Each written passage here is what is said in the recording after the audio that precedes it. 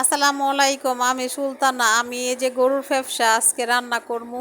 তো আমি এক ইউটিউব চ্যানেল খুলছি, আপনারা সবাই ভালোবাসা দেখবেন, আমার সাবস্ক্রাইব করবেন।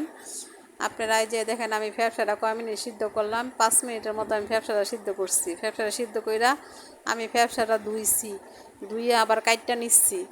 তো এই যে ফ্যাপসাটা আমি কাটলাম, কাটার পরে আবার আমি ফ্যাপসাটা ধুমু, 4-5টা ধোয়া দিমু, ধুইয়া এই যে ফ্যাপসাটা আমি বসায় দিলাম।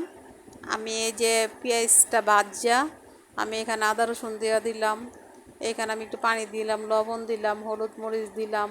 আমার হলুদ মরিচটা একসাথে মিশানো, জিরা হজের ফাঁকি দিলাম, গরম মশলার গুঁড়া দিলাম, গরুর মাংসের মশলা দিলাম। সব মশলা দিয়ে আমি একবারে কষাইয়া আমি এই যে ফ্যাপসাটা দিয়ে দেবো এখানে।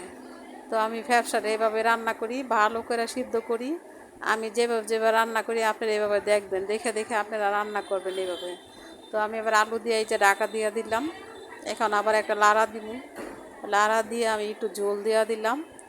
ঝোল দিয়া আমি ফ্যাপসাটা এভাবে রান্না করি, আপনারা এভাবে রান্না করবেন। আর আমার চ্যানেলটা সাবস্ক্রাইব করবেন। সবাই ভালো থাকবেন। আল্লাহ হাফেজ।